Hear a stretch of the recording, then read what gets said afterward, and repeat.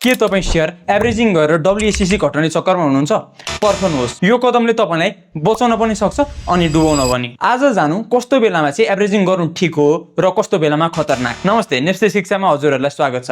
आज बुझौं पहिला सुरुमा एभरेज डाउन भनेको चाहिँ के हो। सजिलो भाषामा भन्नुपर्दा तपाईले कुनै शेयर महँगोमा किन्नु भयो र त्यसको मूल्य घटेपछि थप किता थपेर आफ्नो औसत लागत अर्थात एभरेज कस्ट घटाउनु नै एभरेजिङ डाउन हो। उदाहरणका लागि 100 किता 500 मा किन्नु भयो र मूल्य 400 मा आउँदा फेरि 100 किता किन्नु भयो भने तपाईको औसत मूल्य 450 हुन्छ। अब बुझौं कस्तो बेलामा चाहिँ एभरेज गर्नु सही हो। एभरेज डाउन तब मात्र गर्नुस् जब तपाई लङ टर्म इन्भेस्टर हुनुहुन्छ र कम्पनीको फन्डामेन्टल अझै बलियो हुँदै गएको छ। त्यसो भए कस्तो बेलामा चाहिँ एभरेज डाउन गर्नु खतरनाक हुन्छ त? पहिलो भनेको यदि तपाई सर्ट टर्म ट्रेडर हुनुहुन्छ भने एभरेज गर्नुको सट्टा स्टप लस प्रयोग गर्नुस्। दोस्रो भनेको कम्पनीको व्यापारिक अवस्था अर्थात फन्डामेन्टल्स बिग्रिएको छ भने यो क्याचिङ द फलिङ नाइफ जस्तै हुन सक्छ, जसले गर्दा तपाईलाई ठूलो नोक्सान दिन सक्छ।